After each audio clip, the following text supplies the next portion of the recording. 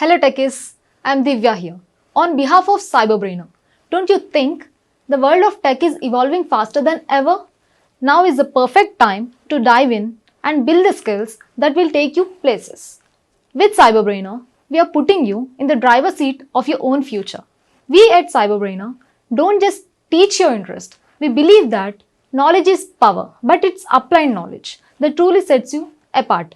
Whether you're diving into data science, mastering artificial intelligence, or exploring the world of cybersecurity, our courses are designed to give you the skills that matter. So let's jump into the session and make the future yours today. Thank you. What is the constraint? Only the organization where you have the role. Absolutely only the organizations where you have the role.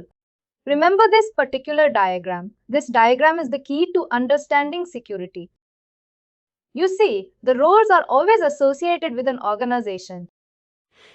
If it is a constrained role, that means you only have access to the organization where you have been given the role. What is the most common example of this kind of a role-based security group?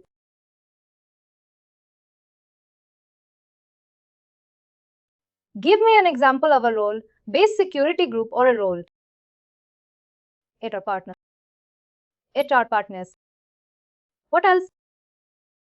The most common one, the one that impacts our life as a worker. Manager.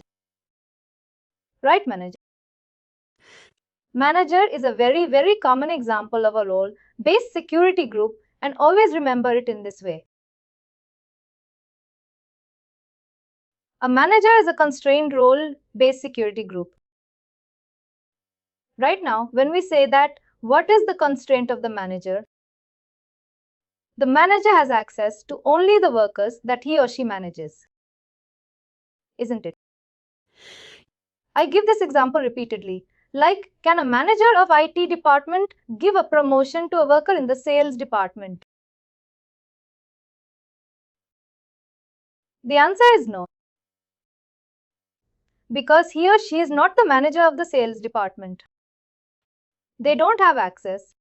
They are constrained by their role assignment. They will only have the access in the organization where they have the role. Understood? Please. This is very important point. The role-based security group, constrained type of a security group, will always have the access to only the organization where they have the role, not in any other organizations. Now, what is the typical behavior that we saw for especially role-based security groups and inheritance? What is the typical behavior that we saw? And we also saw that when we created the security group. What is the inheritance option by default? The role is inherited to the subordinate organizations. Current organization and unassigned subordinates. Yes, that's the keyword, unassigned subordinates. Can you tell me what are the other options that we have for that inheritance? We have three other options. The first one applies to current organization only. And current organization, it's no inheritance right. If you say current organizations only, that means no inheritance. Doesn't matter. If the subordinate has something assigned, not assigned, doesn't matter. It will only be assigned to the organization where you are assigning the role, right? It will not be inherited if you choose that option. And then we have the default option, current organization and unassigned subordinates, right? What are the other two options? The forceful one, forcefully inherited to applies to the current organization and also would not. Current to the, we will not use the word forcefully, but it will say, yes, all that's what actually happens, but we will not say it. We will say current organization and all subordinates, right? It will be inherited down to all the subordinates. If there is something already assigned at the subordinate level, it will override that right with the current assignment. And what? What was the last option? Number of levels. I don't know. Like if there is a yes. Current organization and subordinates to a level, right? And what level?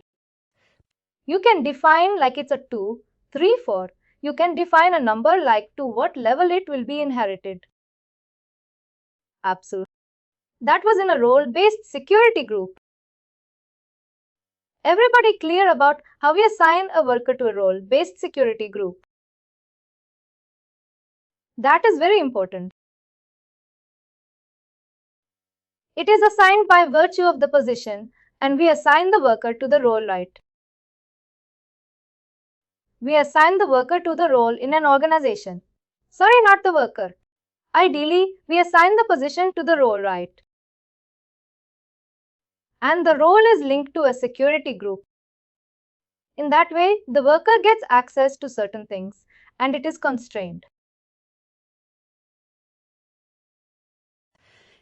It is only has his level of influence is only restricted to the organization where they have the role. We understood this. And let me also ask you another question. Oh, I forgot the question. I will ask you when I remember it again. This was about role-based security groups and what was the best practice that we follow in naming the role and the security group. What's the best practice that we follow?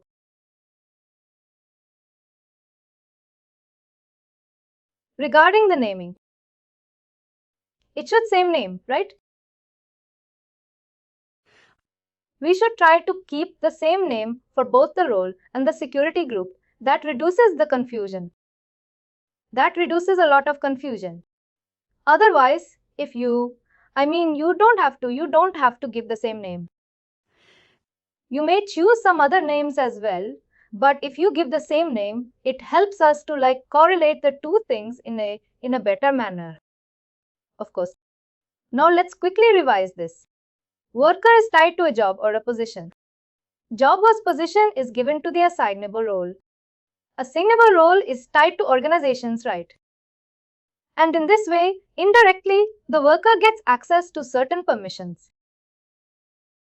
One more question, typical interview question. After you make changes to a security group, will it immediately take effect? No, we have to activate it. We need to activate that. What was the task for that?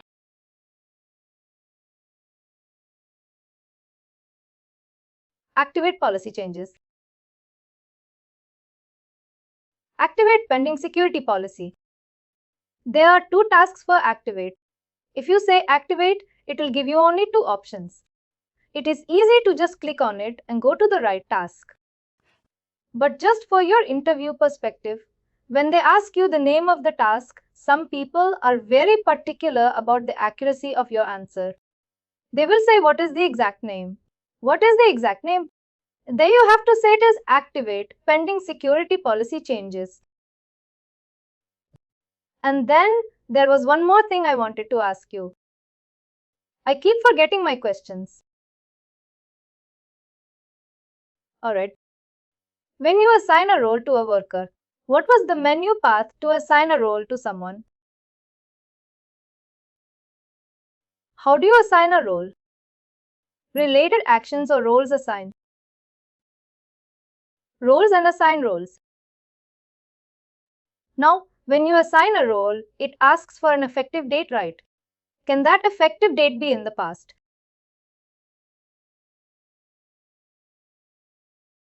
I don't think. Has to be when we created that. Any other answers? Do anyone else or thinks otherwise?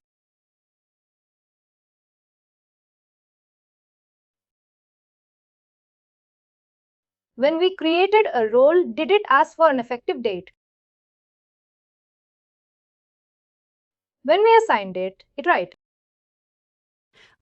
When we assigned, it asked for an effective date, but when we created the role, it didn't ask for an effective date. The answer is you can assign a role with a past effective date. You can do that. That is absolutely fine. You can create a role today, but you can assign it with an effective date of 1st January 2020, 2022 years ago. You can do that. That is absolutely fine. The typical recommendation is what I would recommend you to do whenever you are doing this. I have a doubt here. For example, the Azure given. Azure said that we can keep it bad dated also, but that should not be. That should not be the case. Let me tell you something. Let's say your organization is there for the last. How old is an organization? Typically many years old, right? The company that you are working for, the company that you are implementing Workday for, they are typically quite old. They have been there. I mean, it's not like they were created yesterday or they are yet to be created. It's not like that. They are already there. They are there. The definition of a business, it says it's a perpetual entity. It goes on forever unless and until it's closed. A business has been there for a long time. What is the Workday system? The Workday system is a system of record for the HCM part of it, right? The human capital management. It's a system of record for all your workers, all your departments, management hierarchy and on. It is very important to retain the organization's history as well. Right. When we hire a worker into Workday, let's say the existing workforce is already there. Somebody may have joined the organization in 2000 or 2005, but we are loading the data for those workers today. What will be the effective date of hiring for that worker? It will be in the past, right?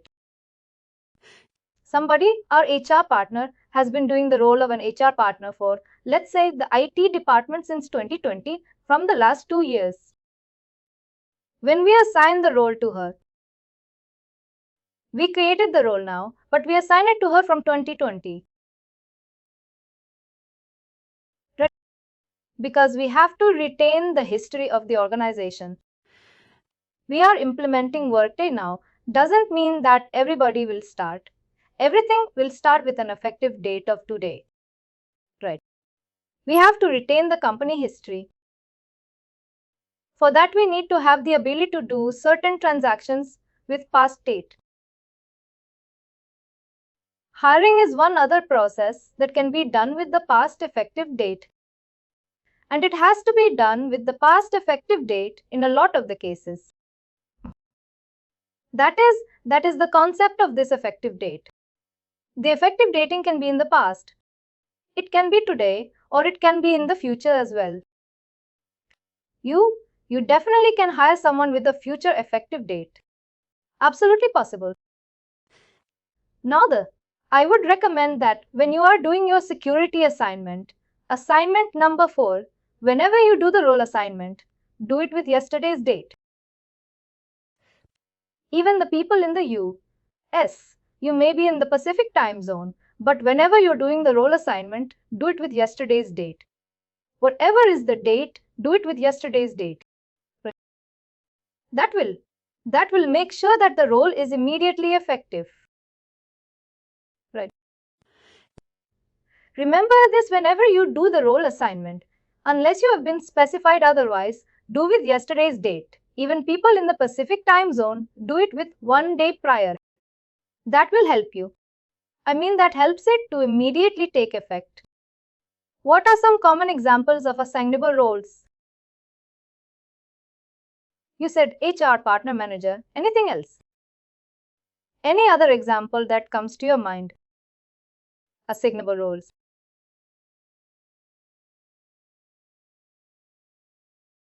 We had a slide on it.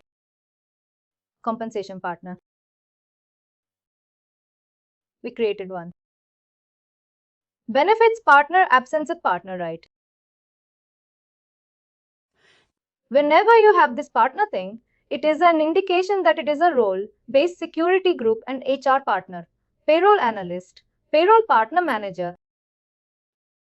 These are examples of role-based security groups. Can one role be assigned to more than one position?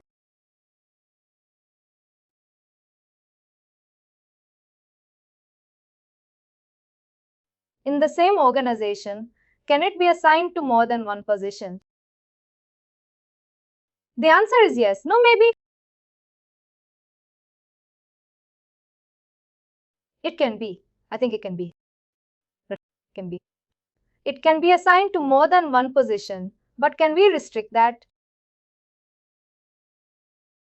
We can be restricted to say this particular kind of role will only be assigned to one position. Can we do that? Yes, we can do that. How do we do that? How do we restrict it? When we are creating the role,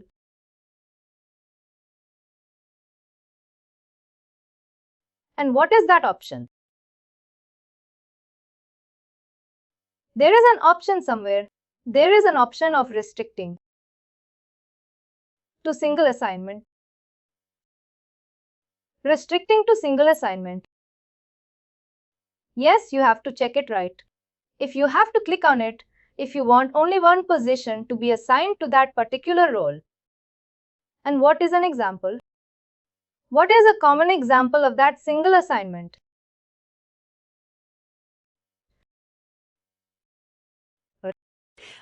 It's a common example, but we discussed this, that it is possible to have multiple managers in a supervisory organization as well. If there is the requirement for that, we may choose to make it like.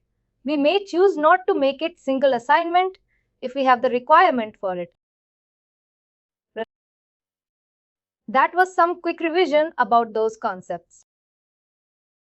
Now, what we are going to talk about is slightly different from what we have been seeing far. Now we are going to talk about something called as a user-based security group. It is another kind of security group. Now, a security group's main purpose is to group the users together based on something, right, and give them some permissions. Role-based security group groups the users together by virtue of the roles assigned to them. And the roles are assigned to positions or jobs, but a user-based security group is directly assigned to the user. And it stays with the user regardless of job changes. Completely different concept.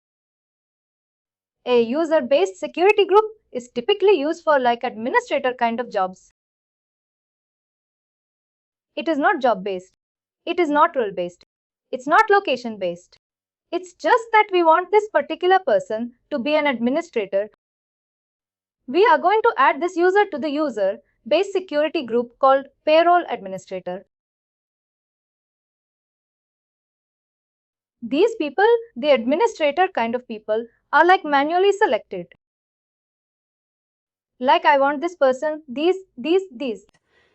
It is very, very like I would say, a very elite group of people because they are the ones who are going to have some special permissions. The admin kind of positions. We are going to give a special access to these specific user-based security groups. Now, the difference between role-based and user-based is also in the fact that the user-based security group is unconstrained. It is typically unconstrained. What does that mean is it has access to the entire system, regardless of the organization that they are part of.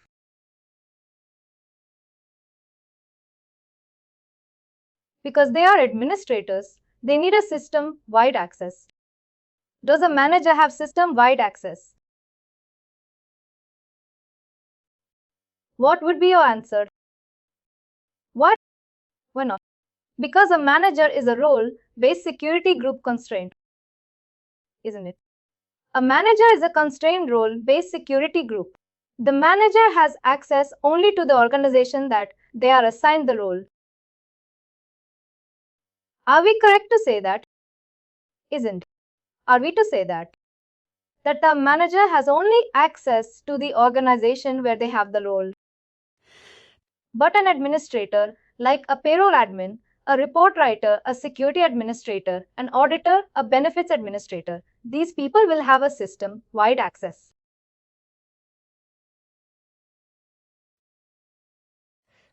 They will have access to all the organizations, all the workers across the organization, because it is an unconstrained kind of a security group. And we will assign the users to the user-based security group manually. We will not use any roles or anything else to assign. And typically how the organizations manage is they will open a ticket. Everybody has a ticketing system where they log their the incidents, the tasks. You may have heard about Jira, right? Now people have come up with something like Asana and then the service. Now there are many applications like this which does incident management. You can open a task, you can open an incident or a request, and you can say that please include this such and such user as part of the payroll administrator user group. Then the security administrator will do that and keep a track that this user was added because of such and such ticket, such and such request. And when the worker is no longer required to do this particular role or to do this particular job, then what they will do is they will again manually remove the user from this particular user-based security group, because irrespective of job transfers, job changes, location transfers, company transfers, it will not affect your user-based security group, because it is assigned to your Workday account. It is not assigned to your position. It is not assigned to your job profile. It is assigned to your Workday account.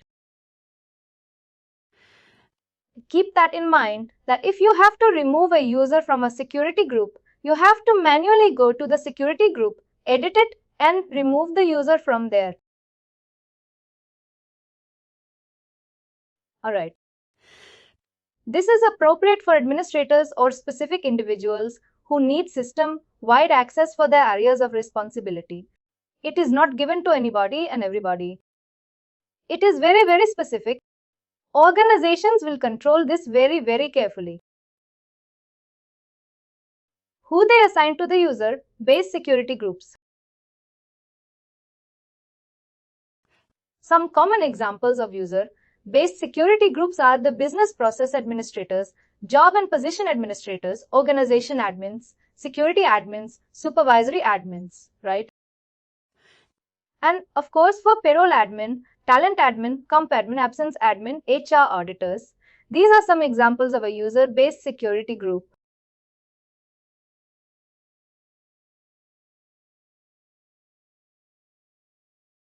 Again, let's quickly revise what we know about a role-based security group. It groups users based on the roles, right? Roles are associated with organizations. It indicates the responsibility for that item and role is assigned to job or position of the worker filling that role. We know that it is inherited from the superior organization if not assigned, isn't it? And grants access to certain roles, like example role of manager, but only for the direct reports. This is what role-based security is. And now can we compare and contrast between a role-based versus a user-based security group? Let's try. A user-based security group can access the whole organization, the entire organization for the functional area, right? In their system. It is not restricted to any particular organization. But what about a role-based one? Role-based security group can access only the specific organizations where they have the role, right? Let's say for org unit 1, we have the HR partner. It will be inherited for org unit 2, org unit 4, and org unit 5. But if you give somebody in org unit 3, that will be inherited in 6 and 7. But at 6 in organization unit 6, you may assign it to somebody else. You may assign the role to some other position. But if you are not doing it for 7, it will inherit from number 3, right? But the role assignees will only have access to the organization where they have the role, not to anywhere else, right?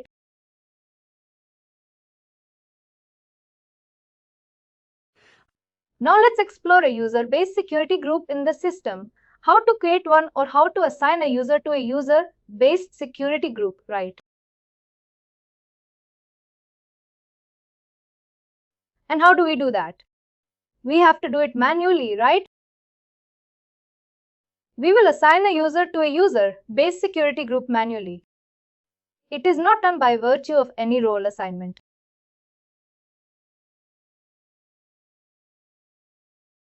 Let me log into the system. What was the task? To create a security group. Create security group. Create security group. And what was the task? To assign permissions.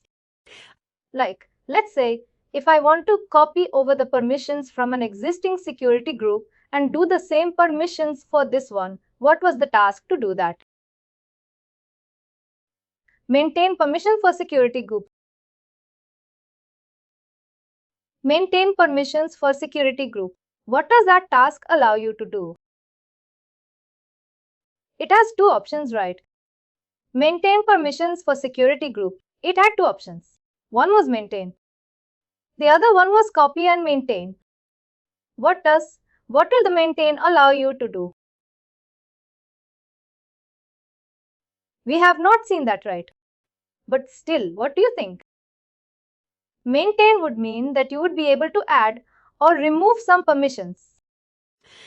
That would mean that you will work with that security group and you will be able to add or remove certain permissions. But what about copy? What does copy do? We can copy from another, like security things or any other data, which we have already done. It copies the security permissions from another security group, right? That is what it does. If I go to maintain permissions for security group again, maintain permissions for security group. What happens is if I open my, let's say, the one that we created yesterday, a viewable compensation partner.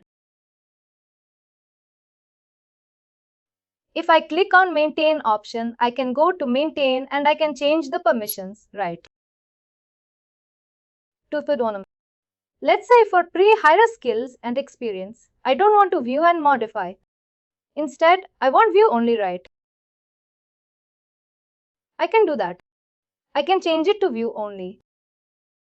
And then I can click or I can remove it altogether. I can just remove the row like this. I can change it. I can get rid of it. Now there's 240. There used to be 241. I removed one. Let's say audit compensation for worker organization. We need it. Let's say pre-hire personnel data. I removed the get input. I just removed it. And click on. It gives me a warning saying that you have made changes to the security policy permissions. Now you have to do something. What do we have to do after making changes? Activate pending security policy changes, right? This is the task. Activate pending security policy changes, right? And what was the other option? Maintain permissions. There was two options.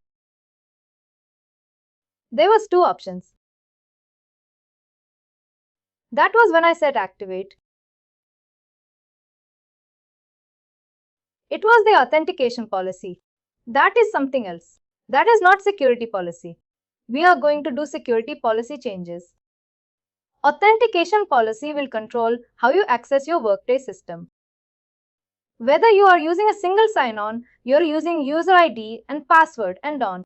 That is again typically for your security admins to take care of.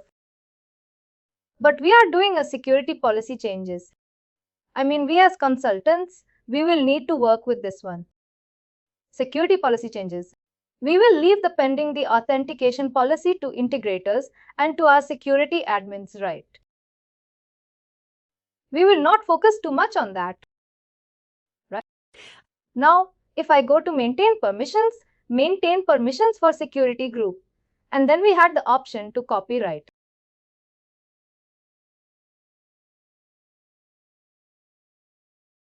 If I click on copy, then what happens is you can copy over the permission from an existing group and copy it over to a new security. You can create a security group of the same type, or you can use an existing security group to copy the permissions. This is something that can be done. Now let's look at a user-based security group. Let's look at a user-based security group, and the user-based security groups typically have the word administrator, auditor as part of the name. Let's look at a security group called HR administrator. Let's go to view. First, let's go to view security group. Let's view a security group and we will use the security group called HR admin.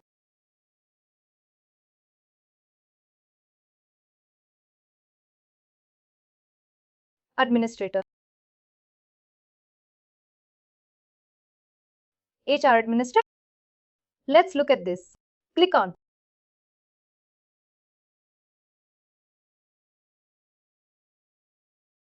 What kind of security group is this?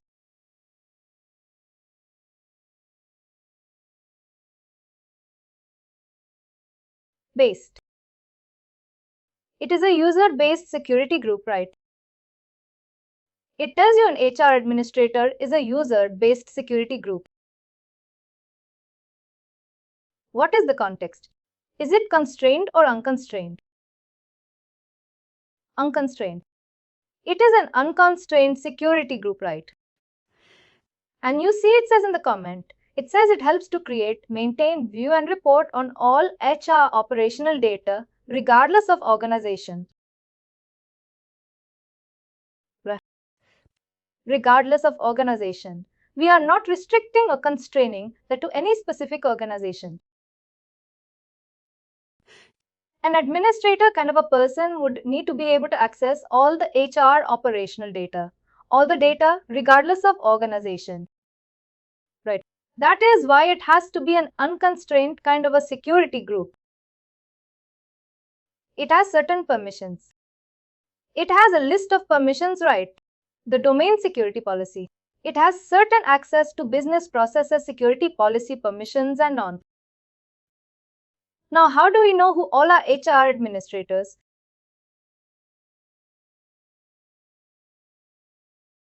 Who is an HR administrator? How can we tell? It is there in the members, right? If I expand members, how many are there? 84 people. 84 workers are assigned to this HR administrator security group. More 79 plus 5, 84 workers are assigned to this security group, that is HR administrator.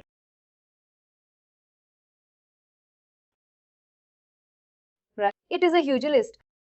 Here is a list of workers who are assigned to this one, including our near and dear Logan McNeil. Logan McNeil is also an HR administrator. And then there are a bunch of other people who are also part of it. Now let's say I want to remove somebody, or maybe I want to add somebody to the security groups. And what should I do? I can go to related actions of the security group, and then I will go to user-based security group. Assign users. Again, the option the related actions user-based security group assign users. Now this one will be for assigning new ones or removing existing ones. Like let's say AB, C Patil. I don't like this.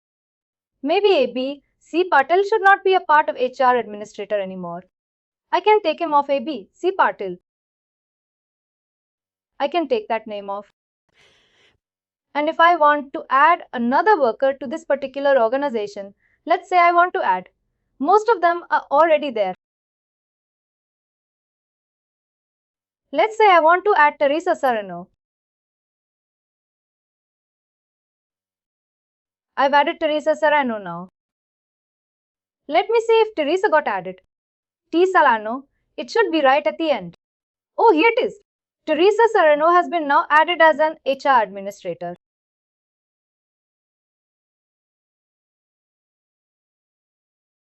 This is how you add a worker to the user-based security group.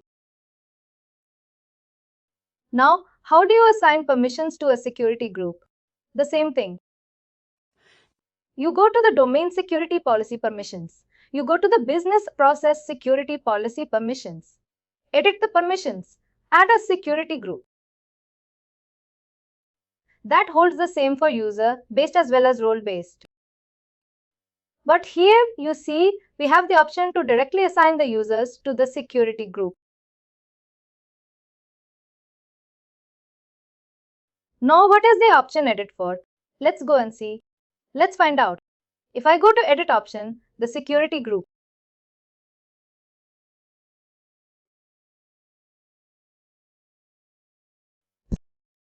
You are able to change the name, the comment, right? That's all you are able to do. You're able to edit the name of the security group. You're able to edit the comment and you're also able to edit like who is authorized to administer this particular security group. If I want to change it to HR Administrator M, I can change the name like this. I won't do that. But if you want to change the name, instead of HR Administrator, you want to name it as Human Resources Administrator. You can change the name. You change the comment. That's all you can do.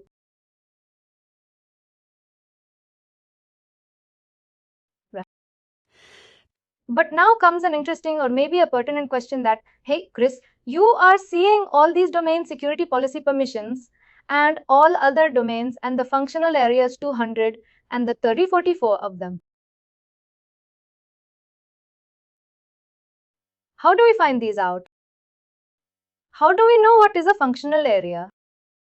What is the domain security policy permission? Many of them. Is it possible for everyone to remember it?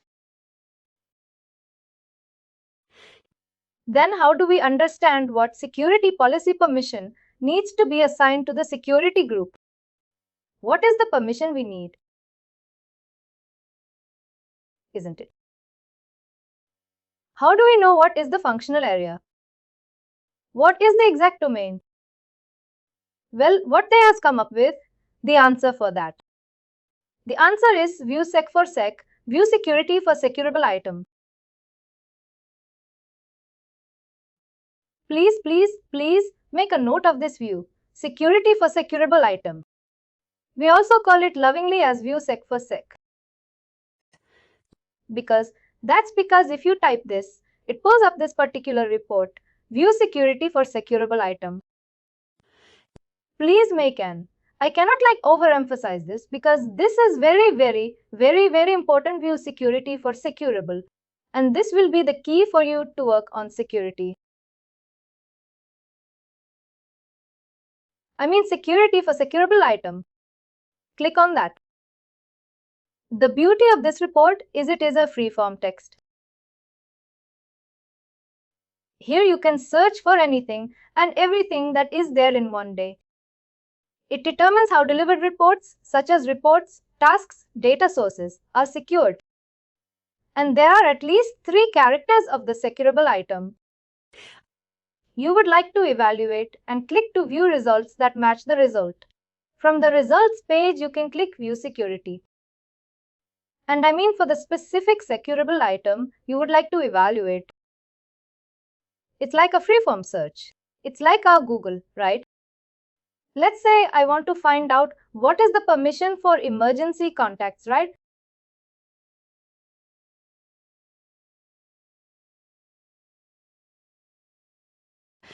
Who has access to emergency contact?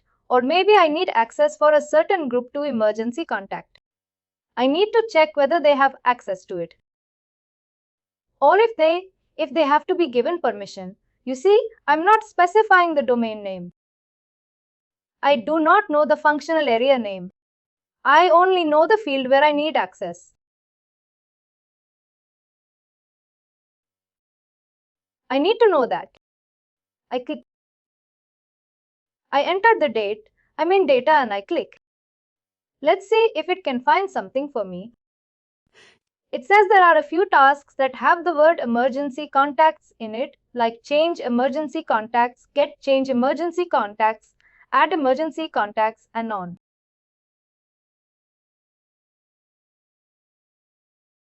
There are some tasks, right? Who can change emergency contacts? Who can do this? How do we know? How can we find out? We can click on View Security. Click on View Security. Now, if I do that, can you tell me who can? Who can do it? Who can change emergency contacts? A whole bunch of security groups, right? Office managers, HR partners office. Well, these are all for testing, actually. People just copied it over and over and over again.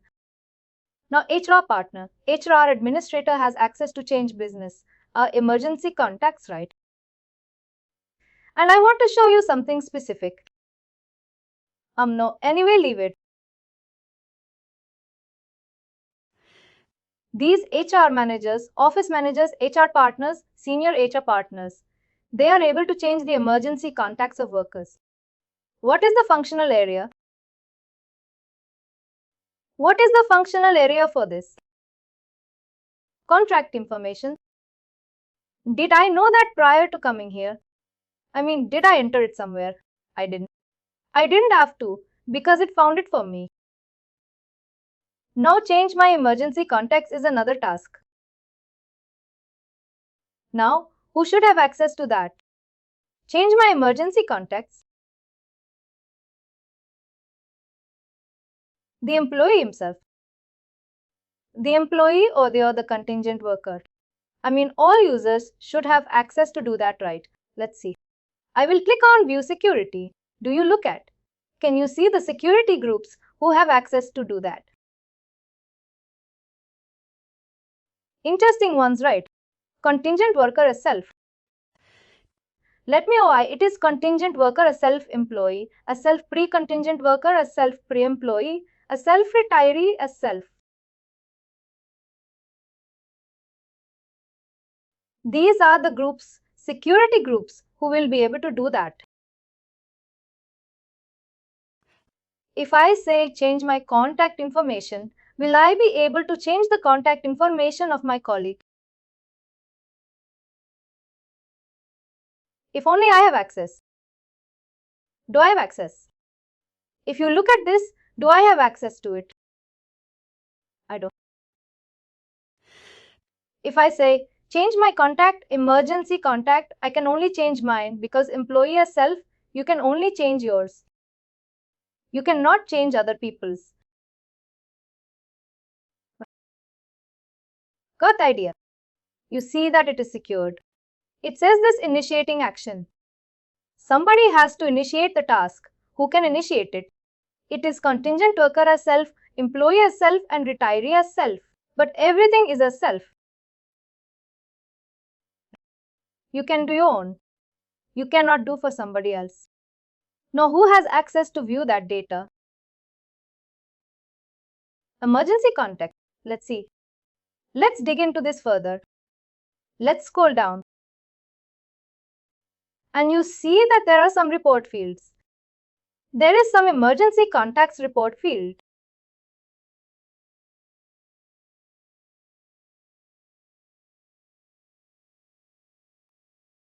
This is the field. It contains the emergency contacts of the worker. That is a description. And it is multi-instance. There can be more than one emergency contacts. And in the field name also says contacts. It is more than one. And who has the security to see it? You can go to view security. Right. Let's find out. And if I go to the domain, and if I go to, let's say, domain and view security policy.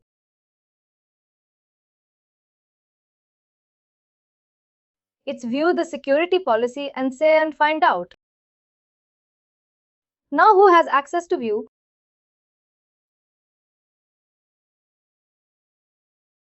HR list manager.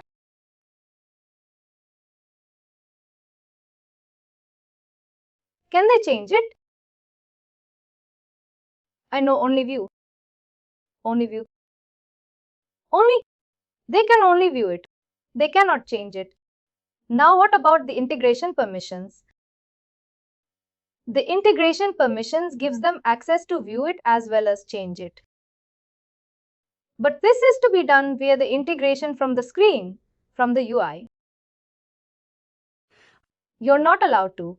I mean, we don't, the HR analyst manager or the manager, unconstrained. They don't have the authority or the security permission to change the emergency contacts. What if I want to allow the manager to be able to edit this? And what should I do? I want the manager to be able to edit the emergency contact information of a worker because COVID times, might be helpful. What should I do here? How do I edit this? How do I allow the manager to be able to modify the emergency contacts? We need to give a manager certain extra permissions.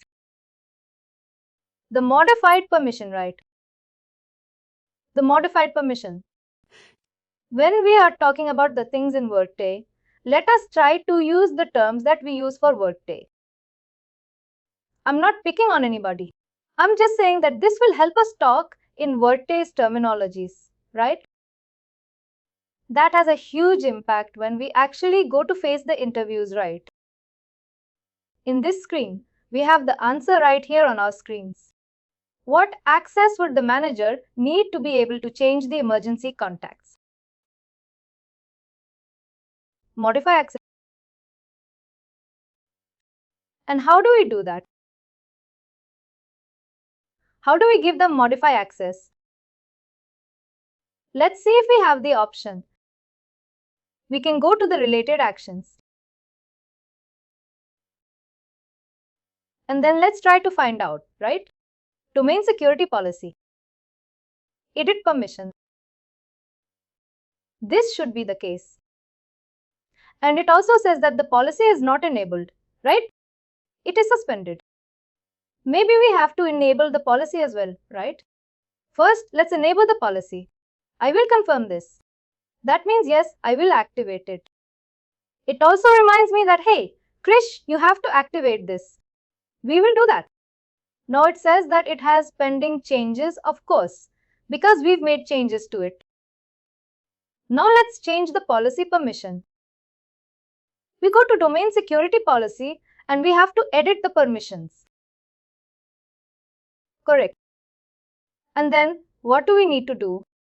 We scroll down. We go to manager and we say, hey manager, here you go. You have modify access now. You have modify access, but is it done? Can the manager now go ahead and start making changes?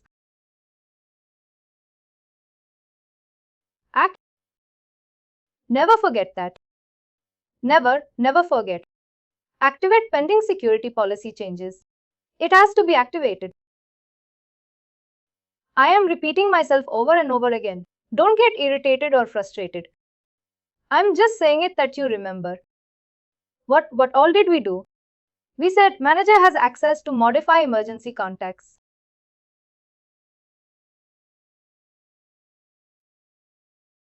Just the same emergency contacts.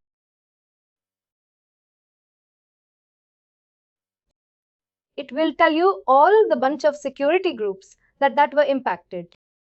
Maybe some Somewhere we made changes.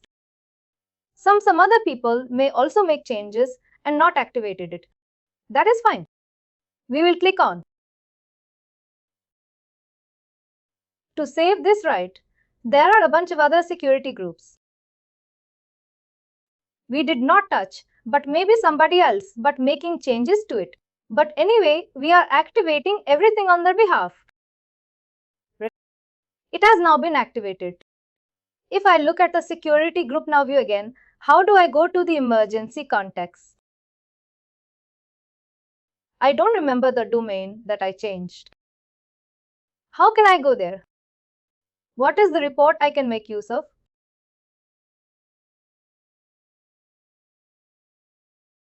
View security or securable item. View sec for sec.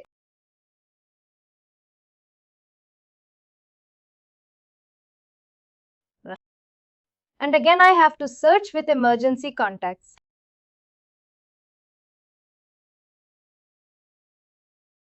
Let's try to give a correct spelling. Let's say contact because I don't know if it is contact or contacts. Emergency contact. Now again, I will scroll down to the place where we saw it initially. Right here. Let me scroll down here. This particular field, emergency contacts report field. Let me view the security. And if I click on this one view security policy, then now I will have the manager has modify access.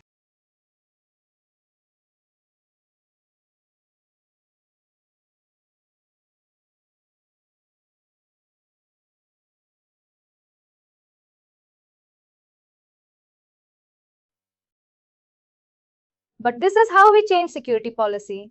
But this is how we find out about the security. Now think about any field.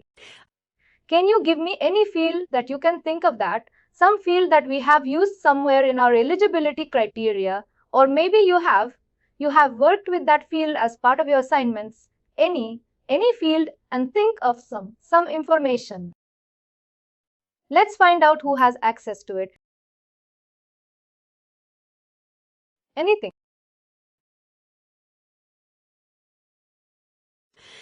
Management classification code, just classification code. Compensation which? What in compensation package grade profile?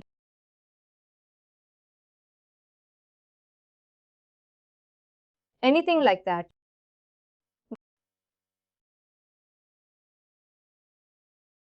Let's try that compensation profile. It's a free form search. Who has access to it? Do we have an object which is a compensation grade profile? If you don't find any magic, we'll just return 0. Right. But no, thankfully there are a lot of things. Now there are some tasks. There's a web service. These are integration things. Set up compensation, grade profile adjustment. Add compensation, grade profile task. But there are certain tasks that we can take. Edit compensation grade profile. Now my question is, who can edit a compensation grade profile? Who can do that? How do we find out? View security. View security. And here you see all the compensation partners, compensation admins, right? They have access to do that. Oh, unfortunately our compensation partner doesn't have access to do this. Then what should we do? Let's give our compensation partner the permission to do that, right? We go to the related actions and then we go to domain edit security policy permissions. Right. See, I did not know about the functional area. I did not know about the domain security policy, but I found out, right? That is important. Let's give a word view and modify right. Let's give you a modify access to the one that we created. Compensation partner. Alright, view you. Compensation partner now has view and modify access to grade profiles. Of course, I have to activate it. but I will do it later. I will just add it and leave it like this. Right. You see, I did not know about the domain security policy, that is compensation package, and on. I just searched for it. Found out the domain security policy added the permission. Now let me warn you up front that security is not a very straightforward thing.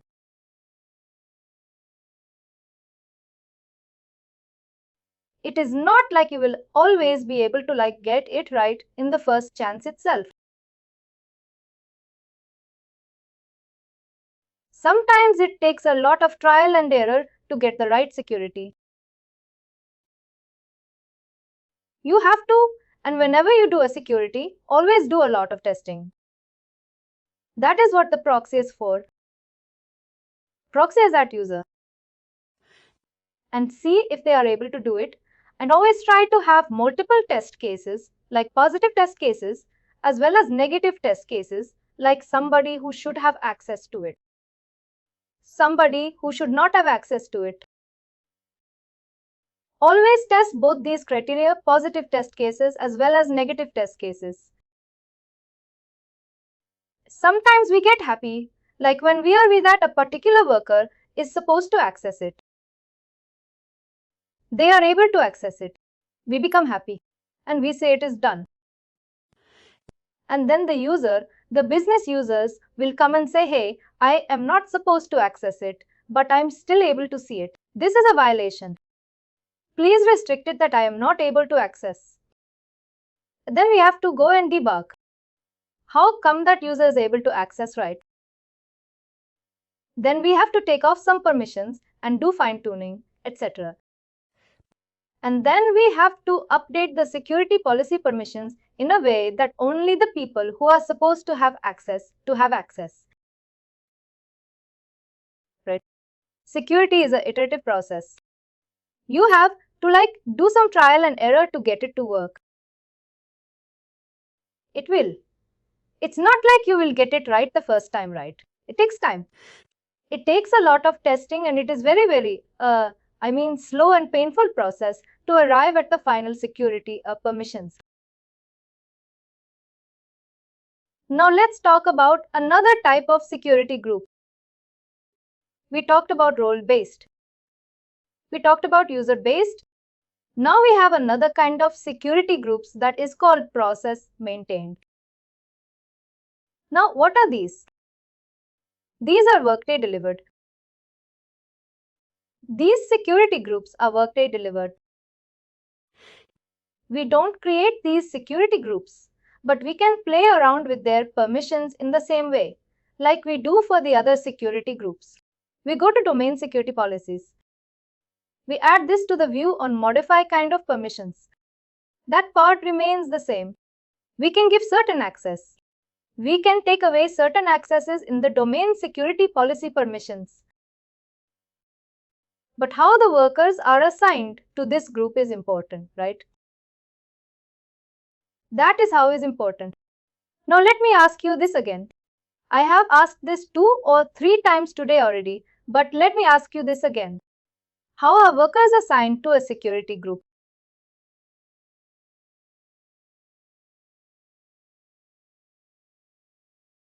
How do the workers get associated with a role-based security?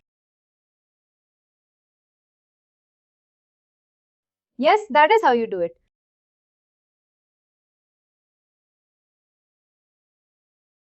But position based on the position. Job application. Do we do on job application? On the organizations.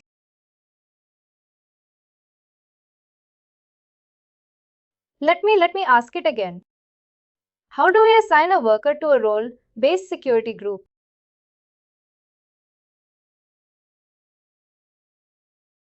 Think and then answer.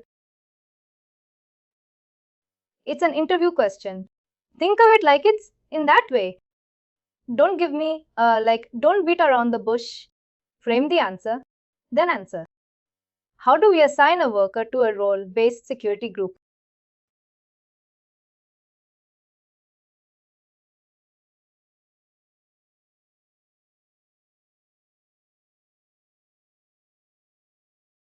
We assign the position to the role, right?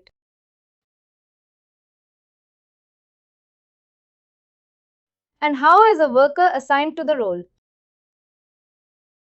Based on the job. We assign the worker to the position.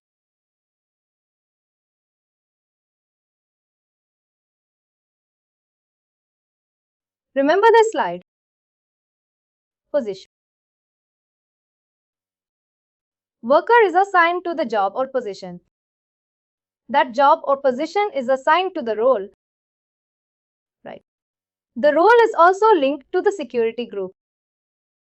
In that way, indirectly, the worker gets associated with the role-based security group. Second part of the question. How is a worker assigned to a user-based security group?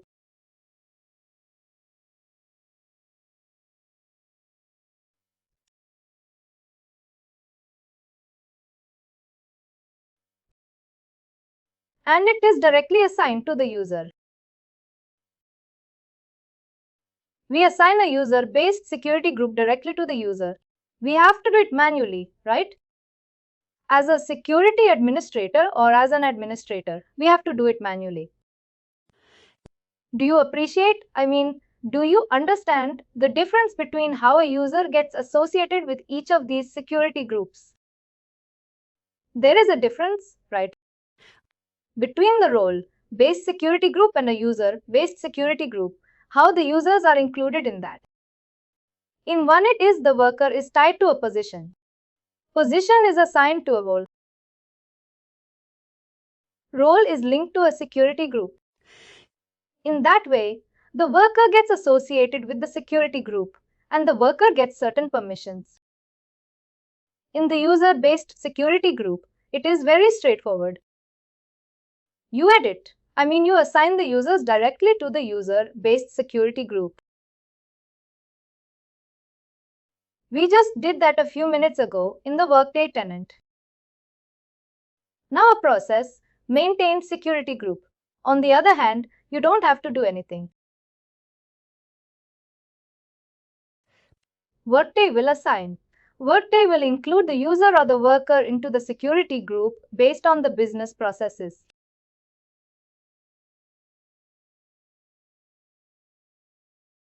It is based on the process, such as hire, such as termination, such as transfer, everything.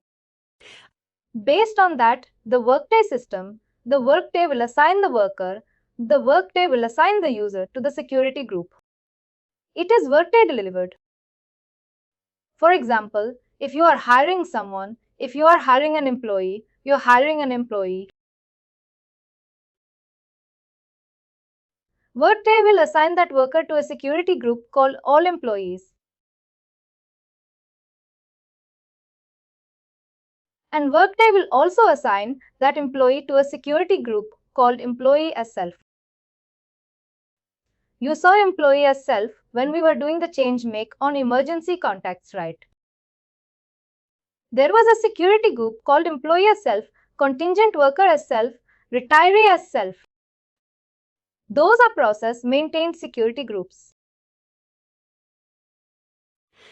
The membership to that security group is determined by the Workday system, depending on the business process, such as hire, termination, transfer, retirement, etc., etc. And the permissions that we give to them, like domain security policy permissions, business process security policy permissions, those are the same, right? We go to the domain security policy, we add or edit permissions.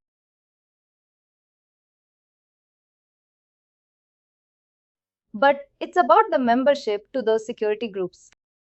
The way that we add users to that group is different. All workers or all employees will be part of the security group called Employee as Self. But there are two versions of this kind of security groups.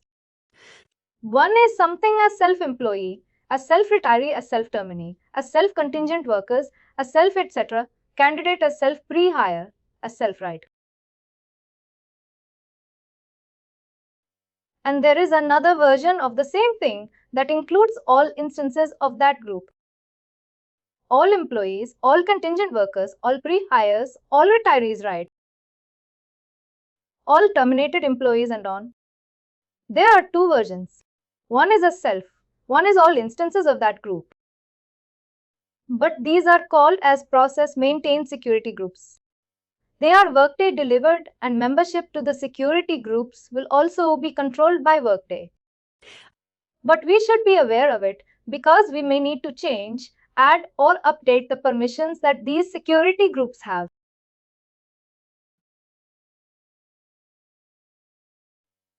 That's why we should know about these security groups. Thank you. Please do like, share, and subscribe to our channel.